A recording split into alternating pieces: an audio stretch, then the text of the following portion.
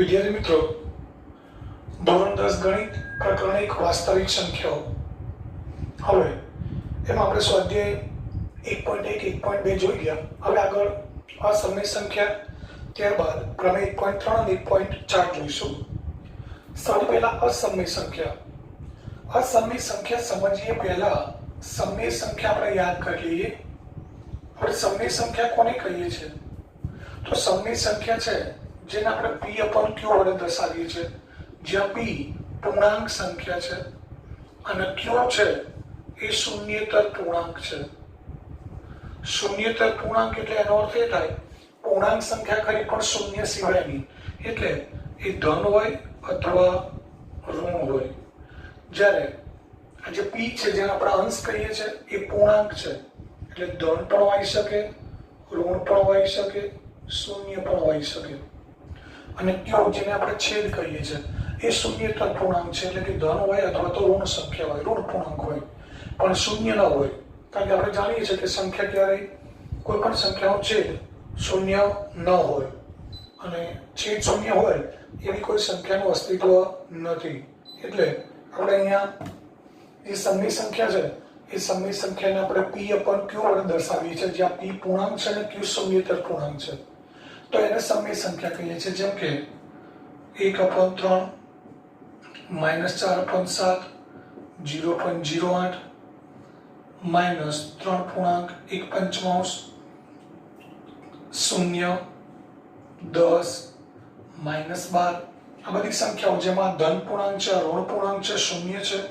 આ ધન પૂર્ણાંક છે, આ ધન પૂર્ણાંક છે, આ બંને ઋણ પૂર્ણાંક છે. એટલે સમય સંખ્યાઓમાં 5 પ્રકારની સંખ્યાઓનો સમાવેશ થાય: ધન પૂર્ણાંક, ઋણ પૂર્ણાંક, શૂન્ય, ધન અપૂર્ણાંક અને ઋણ અપૂર્ણાંક. તો આવી સંખ્યાને સમય સંખ્યા કહીએ છીએ. તો અસમય સંખ્યા કોને કહેવાય? તો જે સંખ્યા સમય નથી એને અસમય કહેવાય. એટલે એની ઉપરથી આપણે એવું કહી શકીએ કે જે સંખ્યાને p પૂર્ણાંક અને q શૂન્યેતર પૂર્ણાંક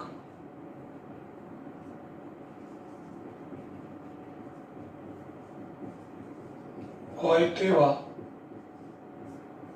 p upon q સ્વરૂપમાં દર્શાવી ન શકાય. જો દર્શાવી શકાય તો એ સમય સંખ્યા કહેવાય. પણ આપણે અસમય સંખ્યાની વાત કરીએ છીએ, તેવા p upon q સ્વરૂપમાં દર્શાવી ન શકાય તો તે સંખ્યાને અસમય સંખ્યા કહે છે. મિત્રો, આપણે 9મા ધોરણમાં ભણી જ ગયા છીએ અસમય સંખ્યા. ઉદાહરણ તરીકે વર્ગમૂળ 2, વર્ગમૂળ 10, વર્ગમૂળ 107, પાઈ, વર્ગમૂળ 2 upon વર્ગમૂળ 7, 0.10, 100, 1000. આ બધી સંખ્યાઓ છે એ અસમય સંખ્યાઓ છે. એનું કારણ એ છે કે એમાંથી એક પણ સંખ્યાને હવે p પૂર્ણાંક અને q શૂન્યેતર પૂર્ણાંક હોય તેવા p upon q સ્વરૂપમાં દર્શાવી શકીએ નહીં. મિત્રો, આપણને એવું થાય કે વર્ગમૂળ 2 બરાબર વર્ગમૂળ 2/1 આપણે લખી શકીએ, એટલે p upon q સ્વરૂપ થયું, જે આપણે વર્ગમૂળ 2 ને અંશ કહીએ, 1 ને છેદ કહીએ. પરંતુ માત્ર અંશ અને છેદ સ્વરૂપમાં દર્શાવી શકાય એ જરૂરી નથી. જરૂરી એ છે કે જે p છે એ p પૂર્ણાંક હોવો જોઈએ, એટલે કે ધન પૂર્ણાંક, ઋણ પૂર્ણાંક અથવા શૂન્ય, ત્રણમાંથી એક હોવો જોઈએ. જ્યારે વર્ગમૂળ 2 એ પૂર્ણાંક નથી, એટલે √2 એટલે કે વર્ગમૂળ 2 બરાબર વર્ગમૂળ 2/1 લખી શકાય, એટલે p upon q સ્વરૂપ થયું. પણ p અને q છે એ આ શરતનું પાલન કરતા હોવા જોઈએ. p પૂર્ણાંક હોવો જોઈએ અને q શૂન્યેતર પૂર્ણાંક હોવો જોઈએ. અહીંયા q તો શૂન્યેતર પૂર્ણાંક છે, પરંતુ p છે એ પૂર્ણાંક નથી. એટલે આપણે એવું કહી શકીએ કે વર્ગમૂળ 2 છે એને આપણે p પૂર્ણાંક અને q શૂન્યેતર પૂર્ણાંક હોય તેવા p upon q સ્વરૂપમાં દર્શાવી શકતા નથી. માટે વર્ગમૂળ 2 એ અસમય સંખ્યા છે. એ જ રીતે વર્ગમૂળ 10, વર્ગમૂળ 107, પાઈ, પાઈની કિંમત પણ આપણે 9મા ધોરણમાં ભણી ગયા છે. પાઈની કિંમત આપણે 22.7 લઈએ છીએ, પરંતુ પાઈનું ચોક્કસ મૂલ્ય નથી, તો આશરે કિંમત છે. આપણે ભણી ગયા પાઈનું જે દશાંશ સ્વરૂપ છે એ આપણે લેવા જઈએ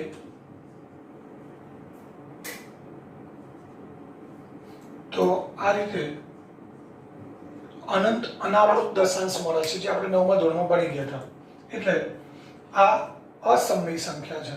તો આ રીતે આ બધી સંખ્યાઓ છે કે જેને આપણે p પૂર્ણાંક અને q શૂન્યેતર પૂર્ણાંક હોય તેવા p/q સ્વરૂપમાં દર્શાવી શકતા નથી. માટે આ બધી સંખ્યાઓ છે એ અસમય સંખ્યાઓ છે. હવે ત્યારબાદ આપણે જોઈએ પ્રમેય 1.3.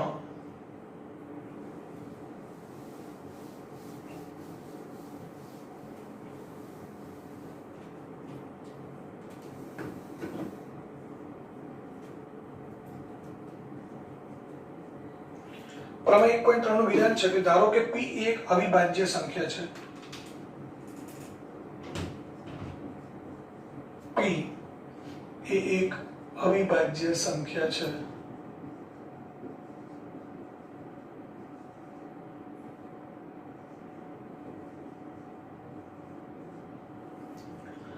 ધન પૂર્ણાંક a માટે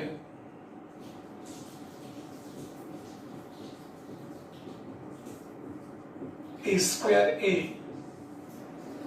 p વડે વિભાજ્ય હોય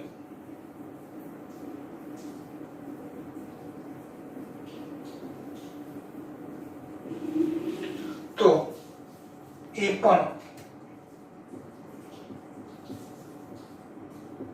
p વડે વિભાજ્ય હોય.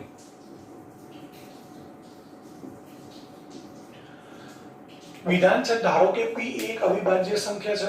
અવિભાજ્ય વિભાજ્ય સંખ્યા પણ આપણે જોઈ ગયા. અવિભાજ્ય સંખ્યા એટલે જે સંખ્યાને એક અને સંખ્યા પોતે માત્ર બે જ અવયવ હોય એને આપણે અવિભાજ્ય કહીએ છીએ. એ કોઈ ધન પૂર્ણાંક છે, એ ધન પૂર્ણાંક છે, પરંતુ અહીંયા વાત છે a સ્ક્વેર ની કે a સ્ક્વેર એ p વડે વિભાજ્ય હોય. એની કિંમત શું છે ખબર નથી, પરંતુ એનો વર્ગ કરીએ એટલે a સ્ક્વેર મળે. એ a સ્ક્વેર આ p વડે વિભાજ્ય છે, અને જો a સ્ક્વેર એ p વડે વિભાજ્ય હોય તો એ પણ p વડે વિભાજ્ય હોય જ. એટલે a સ્ક્વેર છે એ p વડે વિભાજ્ય હોય તો આપણે એવું બતાવવું છે કે એ પણ p વડે વિભાજ્ય હોય. આવું આપણે સાબિત કરવું છે. તો શરૂઆત કરીએ.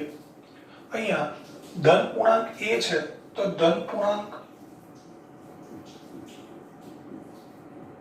a નું અવિભાજ્ય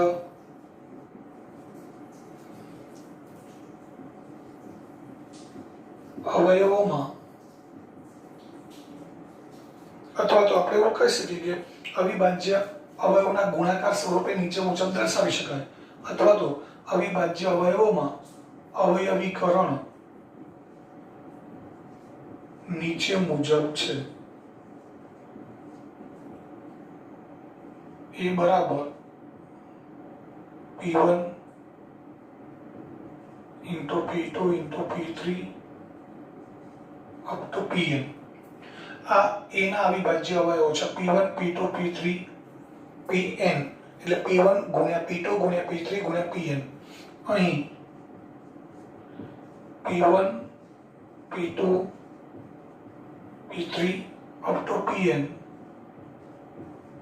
એ ભિન્ન હોય તે જરૂરી નથી. એટલે કે આનો અર્થ એ થાય કે કોઈ પણ સંખ્યા છે a, એના આપણે અવિભાજ્ય અવયવોના ગુણાકાર સ્વરૂપે દર્શાવીએ તો બધા જ અવયવ છે અવિભાજ્ય અવયવ એ ભિન્ન હોય એ જરૂરી નથી. આપણે ધારો કે 20 ના અવયવ લઈએ તો 20 ના અવયવ પડે છે 2 ગુણ્યા 2 ગુણ્યા 5. આ ત્રણે ત્રણ અવિભાજ્ય સંખ્યાઓ જ છે, પરંતુ એમાં આ બંને અવયવ તો સમાન છે. આપણે ધારો કે 125 લઈએ તો 125 ના અવિભાજ્ય અવયવ થાય 5 ગુણ્યા 5 ગુણ્યા 5. તો આ અવિભાજ્ય અવયવ તો છે જ, પણ ત્રણે ત્રણ એક જ સમાન છે. એટલે કે એના અવિભાજ્ય અવયવો છે p1 p2 p3 up to pn. કેટલા છે ખબર નથી, પણ આટલા છે p1 p2 p3 up to pn. અને એ દરેક અવયવ ભિન્ન હોય એ જરૂરી નથી. એમાંથી કોઈક સમાન પણ હોઈ શકે, અને જેમ બધા સમાન પણ હોઈ શકે, કોઈક બે કે બેથી વધુ સમાન હોય, બાકીના ભિન્ન હોઈ શકે. એટલે એ અવયવો કયા પ્રકારના છે આપણે ચોક્કસપણે કહી શકીએ નહીં. તો આ એના અવિભાજ્ય અવયવ થયા. તો હવે આપણે a² બરાબર a ગુણ્યા a એટલે કે p1 into p2 into p3 into pn ગુણ્યા p1 into p2 into p3 આવું આપણે લખી શકીએ. કારણ કે a ના અવિભાજ્ય અવયવ છે p1 p2 p3 up to pn a² એટલે a ગુણ્યા a એટલે a ના અવિભાજ્ય અવયવ થયા અને બીજો a છે એના અવિભાજ્ય અવયવ થયા. તો હવે અહીંયા અવિભાજ્ય અવયવ p1 છે ને આ પણ p1 છે એટલે એ સમાન થયા તો આપણે p1² લખી શકીએ. ત્યારબાદ p2 અહીંયા પણ છે અહીંયા પણ છે એટલે p2 નો સ્ક્વેર p3 નો સ્ક્વેર એ રીતે pn² મળે. તો મતલબ અહીંયા આપણને a² બરાબર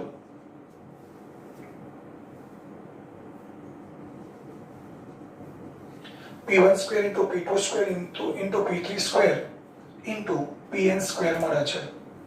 હવે અહીંયા ઉપર આપણને આપેલું છે કે a² p વડે વિભાજ્ય છે. આ a² છે એ p વડે વિભાજ્ય છે. એનો અર્થ એ થાય કે a² ને p વડે નિશેષ ભાગી શકાય છે. બીજા શબ્દોમાં એવું કહેવાય કે p એ a² નો અવિભાજ્ય અવયવ છે. હવે a² એ p વડે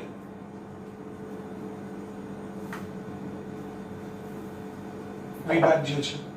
a² એ p વડે વિભાજ્ય છે એવું આપણને આપેલું છે. બરાબર?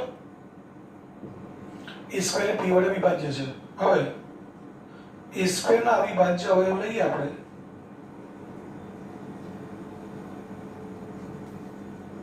અહીં આપણે જોઈએ છીએ a² ના અવયવો p1 છે p2 p3 બધાનો સ્ક્વેર છે એનો અર્થ એ થાય કે દરેક અવયવ બે બે વખત આવે છે. પરંતુ એના અવિભાજ્ય અવયવ તો p1 p2 p3 p1 p2 p3 up to pn છે. a² p વડે વિભાજ્ય છે એનો અર્થ એ થાય કે p એ a² નો અવિભાજ્ય અવયવ છે. પરંતુ અહીં આપણે જોઈ શકીએ છીએ કે a² ના અવિભાજ્ય અવયવો p1 p2 p3 up to pn છે. તો અહીં આપણે એવું કહી શકીએ કે a² ના અવિભાજ્ય અવયવ p1 p2 p3 up to pn છે અને a² p વડે વિભાજ્ય છે. એનો અર્થ એ થાય કે p એ a² નો અવયવ છે. અને અહીંયા આપણે એવું કહીએ છીએ કે a² ના અવિભાજ્ય અવયવો p1 p2 p3 up to pn છે.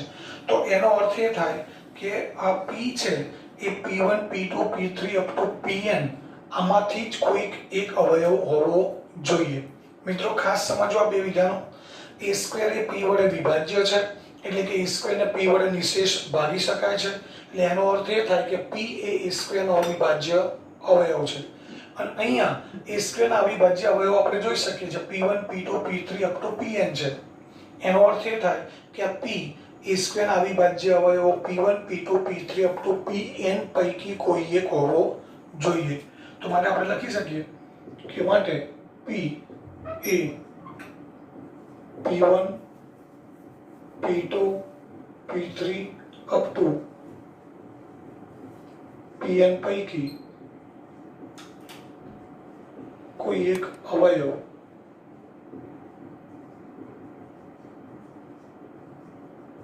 હોવો જોઈએ. હવે અહીંયા આપણે જોઈએ કે આપણે શરૂઆતમાં એ ધન પૂર્ણાંક છે એના અવયવ લીધા હતા p1 p2 p3 up to pn.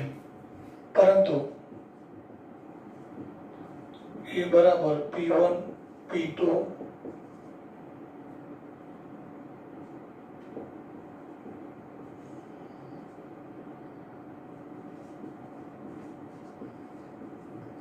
એ બરાબર p1 p2 p3 up to pn આપણે લીધેલું છે કે એટલે p1 p2 p3 up to pn A a ના અવયવો છે.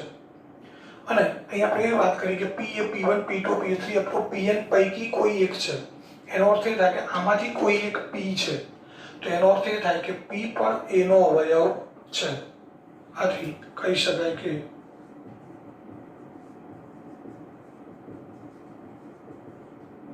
p એ a નો અવયવ છે.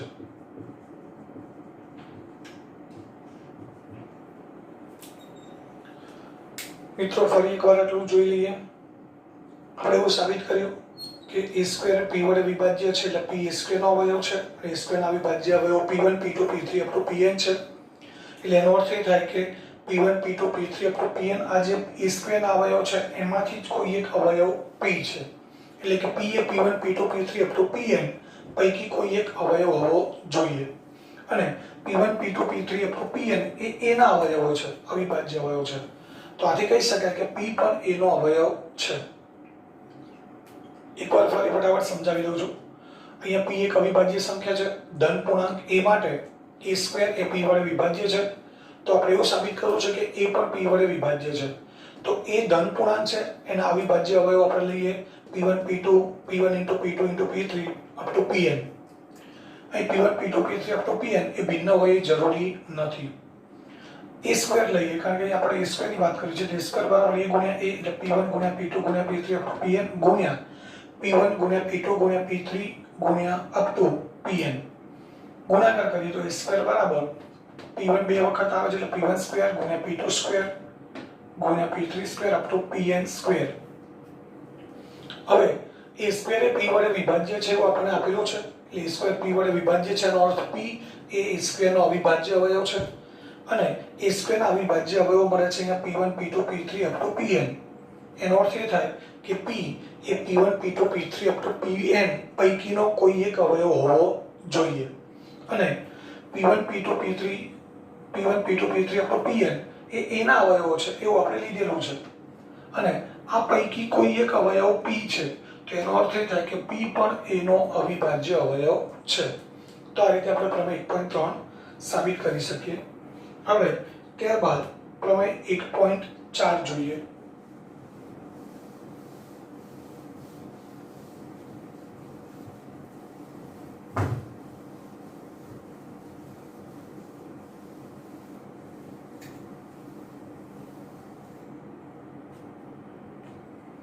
પ્રમેય 1.4 છે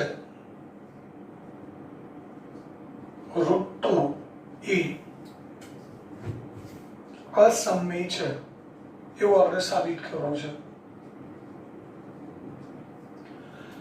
મિત્રો હમણાં આપણે જોઈ ગયા અસમય સંખ્યાઓ. એની અંદર આપણે વાત કરી હતી કે વર્ગમૂળ 2 અસમય સંખ્યા છે. પરંતુ અહીંયા વર્ગમૂળ 2 અસમય છે એવું આપણે સાબિત કરવું છે. તેના માટે એનાથી જુદી ધારણા આપણે ધારીએ. ધારો કે √2 એ સમય સંખ્યા છે. √2 એ સમય સંખ્યા છે. √2 સમય સંખ્યા હોય તો √2 બરાબર a/b લેતા જ્યાં a અને b પરસ્પર અવિભાજ્ય સંખ્યાઓ છે. સમય સંખ્યા છે તો આપણે એને p/q સ્વરૂપમાં દર્શાવી શકીએ. p/q ના બદલે અહીંયા આપણે a/b લીધું છે, એનાથી કોઈ ફરક પડતો નથી. a/b પણ લઈ શકાય, p/q પણ લઈ શકાય. અસમય છે એવું સાબિત કરવા આપણે ધારણા ધારી લીધી. ધારો કે √2 સમય છે.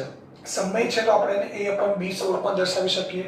પરંતુ શરત એ છે મિત્રો ખાસ, a/b સ્વરૂપમાં દર્શાવીએ ત્યારે a અને b એ બંને પરસ્પર અવિભાજ્ય સંખ્યાઓ છે. એટલે કે ધારો કે a/b બરાબર 3/5 લઈએ તો 3 અને 5 અવિભાજ્ય સંખ્યાઓ છે. એટલે કે એ બંનેમાં સામાન્ય અવયવ એક છે, એક સિવાય કોઈ નથી. a/b બરાબર ધારો કે 18/20 હોય તો અહીંયા સામાન્ય અવયવ 2 છે. 9 દુ 18, 10 દુ 20. તો આપણે બે ઉડાડી દેવાના છે. ત્યારબાદ જે સંખ્યા વધી 9 અને 10 એ અવિભાજ્ય સંખ્યાઓ થઈ ગઈ. અવિભાજ્યનો મતલબ કે પરસ્પર અવિભાજ્ય, એટલે બંનેમાં કોઈ સામાન્ય અવયવ નથી. બંને પોતે અવિભાજ્ય નથી પણ બંનેમાં એક પણ સામાન્ય અવયવ નથી. તો અહીંયા આ વિધાન આપણે ખાસ યાદ રાખીશું કે √2 સમય છે ઉદાહરણ લીધું જેને a/b સ્વરૂપમાં દર્શાવીએ, પરંતુ a અને b માં કોઈ પણ સામાન્ય અવયવ નથી એક સિવાય. હવે b ને આપણે ઉપર લાવીએ તો √2b બરાબર a થશે. માટે a બરાબર વર્ગમૂળ 2b. બંને બાજુ સ્ક્વેર કરીએ. a સ્ક્વેર બરાબર 2b સ્ક્વેર. બંને બાજુ વર્ગ લેતા. હવે મિત્રો અહીંયા ખાસ સમજવાનું છે a સ્ક્વેર બરાબર 2b સ્ક્વેર, એટલે આનો અર્થ એ થાય કે આપણે b સ્ક્વેર ની કિંમત 1 લઈએ, b સ્ક્વેર ની કિંમત 1 લઈએ તો a સ્ક્વેર બરાબર આપણને 2 મળે. b સ્ક્વેર ની કિંમત 2 લઈએ તો 2 ગુણ્યા 2 a સ્ક્વેર ની કિંમત આપણને 4 મળે. b સ્ક્વેર બરાબર 3 લઈએ, b સ્ક્વેર બરાબર 3 લઈએ તો 2 ગુણ્યા 3 a સ્ક્વેર ની કિંમત 6 મળે. એટલે ટૂંકમાં કહેવાનો અર્થ એ છે કે b સ્ક્વેર ની કિંમત આપણે કોઈ પણ લઈએ 1 2 3 4 5 6 ગમે તે, એને 2 વડે ગુણીએ ત્યારે આપણને a સ્ક્વેર ની કિંમત મળે. અને 2 વડે ગુણવાથી હંમેશા યુગ્મ એટલે કે બેકી સંખ્યાઓ મળે. કોઈ પણ સંખ્યાને 2 વડે ગુણીએ એટલે આપણને બેકી સંખ્યા મળે.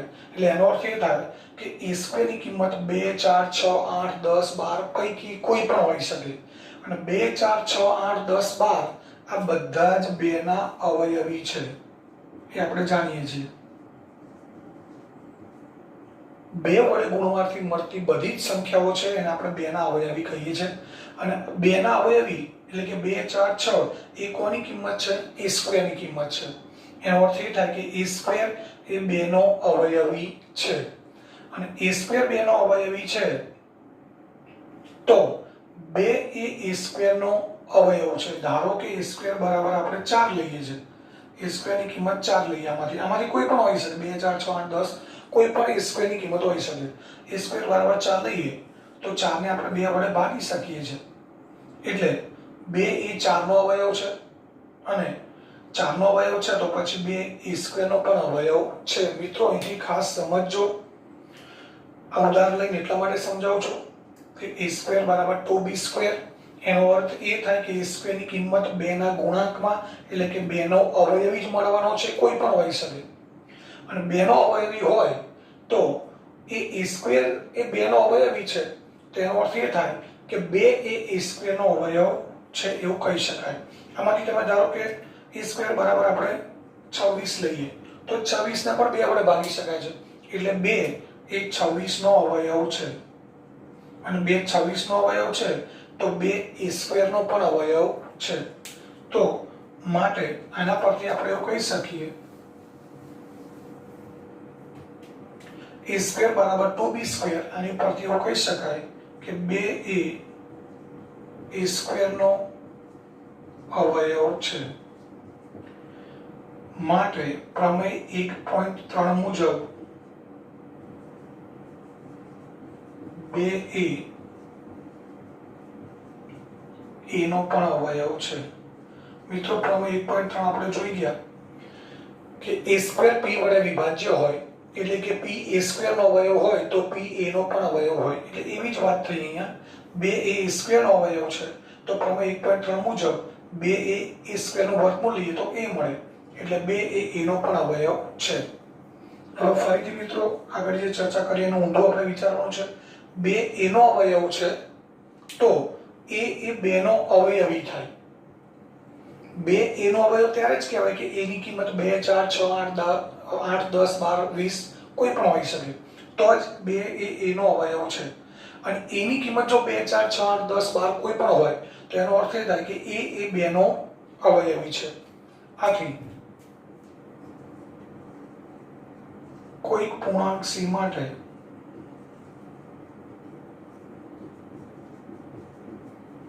મિત્રો ફરીવાર સમજાવું છું, 2 એ a નો અવયવ છે. એનો અર્થ એવો થાય કે a એ 2 નો અવયવી છે. અને a એ 2 નો અવયવી છે તો a ની કિંમત આપણને ત્યારે જ મળે કે 2 ને કોઈક સંખ્યા વડે ગુણીએ. માની લો કે a બરાબર 10 છે, a ની કિંમત 10 છે તો આપણે 2 ને કોઈક સંખ્યા વડે ગુણવા પડે. એ સંખ્યા છે 5, તો આપણને a ની કિંમત 10 મળે. અને એ કઈ સંખ્યા વડે ગુણવાના છે ખબર નથી, એના માટે આપણે ધારી લીધો c. મિત્રો ફરીથી 2 એ a નો અવયવ છે એટલે એનો અર્થ એ થાય કે a એ 2 નો અવયવી છે. એટલે a ની કિંમત 2 4 6 8 10 12 પૈકી કોઈ પણ હોય. ફોર એક્ઝામ્પલ a બરાબર 10 છે તો a બરાબર 10 આપણે ત્યારે જ મળે કે જ્યારે આપણે 2 ને કોઈક સંખ્યા વડે ગુણીએ.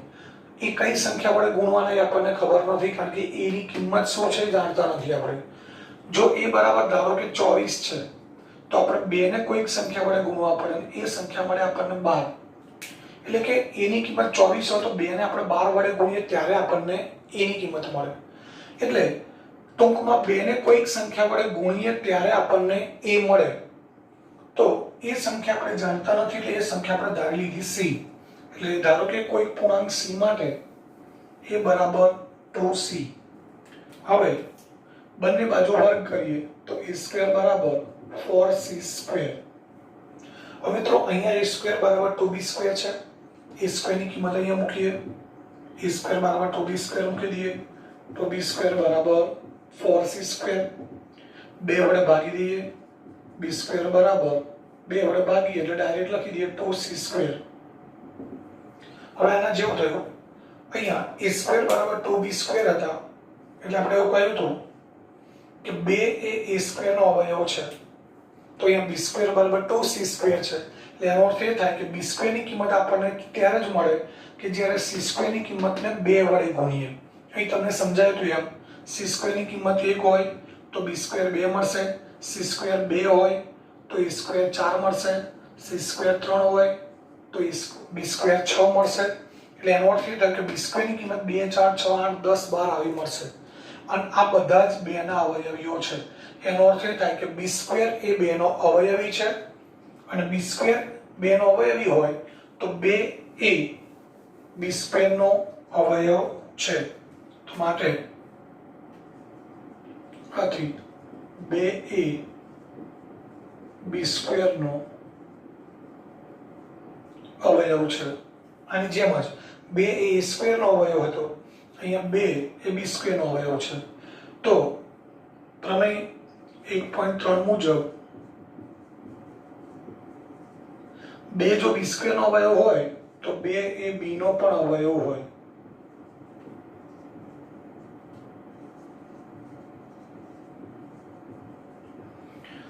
મિત્રો હવે અહીંયા બે વસ્તુ આપણે જોવાની છે કે 2 a નો પણ અવયવ છે અને 2 b નો પણ અવયવ છે. એટલે એનો અર્થ એ થાય કે a અને b ને ઓછામાં ઓછો એક સામાન્ય અવયવ છે 2. એટલે કે 2 a નો પણ અવયવ છે અને b નો પણ અવયવ છે. માટે a અને b ને ઓછામાં ઓછો એક સામાન્ય અવયવ છે.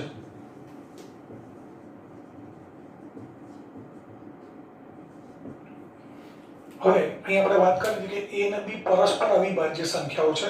એનો અર્થ એ થાય કે a અને b ને એક સિવાય કોઈ સામાન્ય અવયવ નથી. જ્યારે અહીં આપણે એવા વિધાન ઉપર પહોંચ્યા કે a અને b ને ઓછામાં ઓછો એક સામાન્ય અવયવ 2 છે. કારણ કે અહીં આપણે સ્પષ્ટ બતાવ્યું છે કે 2 a નો પણ અવયવ છે, 2 b નો પણ અવયવ છે. એનો અર્થ એ થાય કે 2 a અને b બંનેનો સામાન્ય અવયવ છે. એટલે કે a અને b ને ઓછામાં ઓછો એક સામાન્ય અવયવ 2 છે. જ્યારે આપણે અહીંયા એવું ધારીને શરૂઆત કરી હતી કે a અને b પરસ્પર અવિભાજ્ય સંખ્યાઓ છે.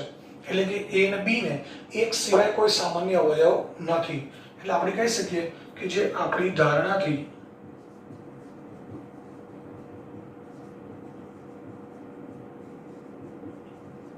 વિરોધાભાસ દર્શાવે છે. માટે આપણી ધારણા ખોટી છે. એટલે આપણી ધારણાથી √2 સમય છે, ધારણા ખોટી છે. કે આપણી ધારણા ખોટી છે. આપણી ધારણા ખોટી છે એટલે ધારણાથી √2 સમય છે એ ખોટી છે. એનો અર્થ એ થાય કે √2 એ અસમય છે.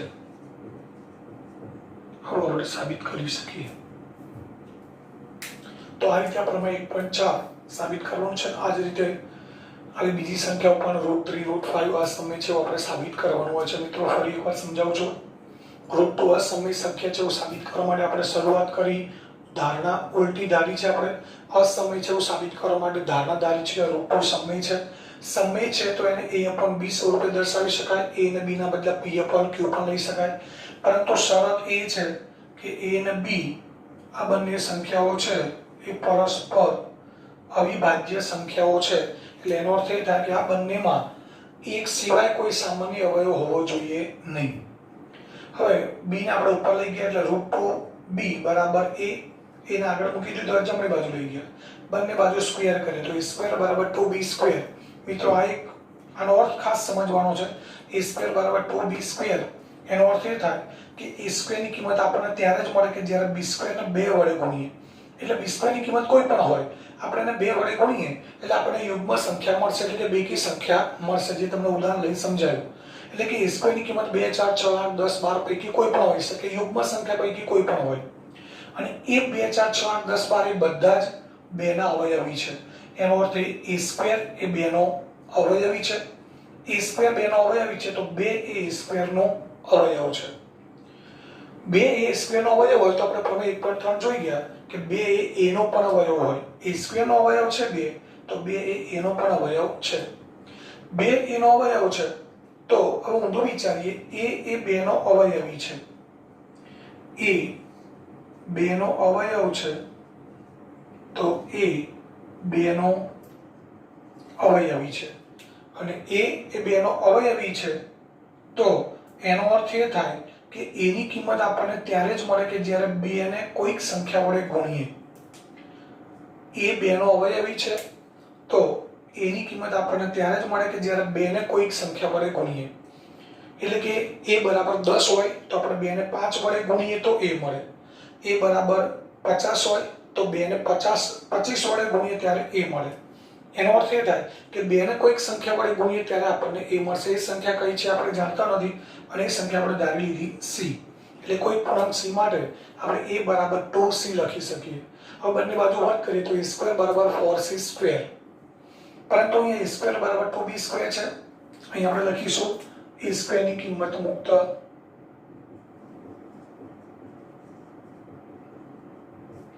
તો b² બરાબર 4c². 2 સામે લઈ ગયા તો b² બરાબર 2c².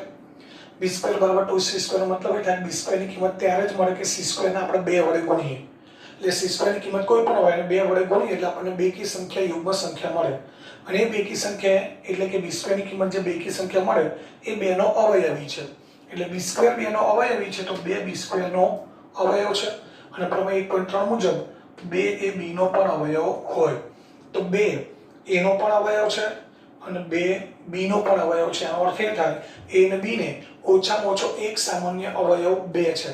એટલે એનો અર્થ એ થાય કે આપણી જે ધારણા હતી કે a અને b પરસ્પર અવિભાજ્ય સંખ્યાઓ છે, એટલે કે a અને b ને એક સિવાય કોઈ સામાન્ય અવયવ નથી, એ ધારણાથી અહીંયા આપણને વિરોધાભાસ જોવા મળે છે. એનો અર્થ એ કે આપણી ધારણા ખોટી છે. એટલે કે √2 અસમય છે એવું આપણે ધારેલું હતું, એ ધારણા ખોટી છે. એટલે કે √2 સમય સંખ્યા છે. તો આ રીતે આપણે પ્રમેય 1.4 સાબિત કરવાનું છે. હવે ત્યાર પછી જોઈએ સ્વાધ્યાય 1.3 જે આગળના વિડીયોમાં જોઈએ.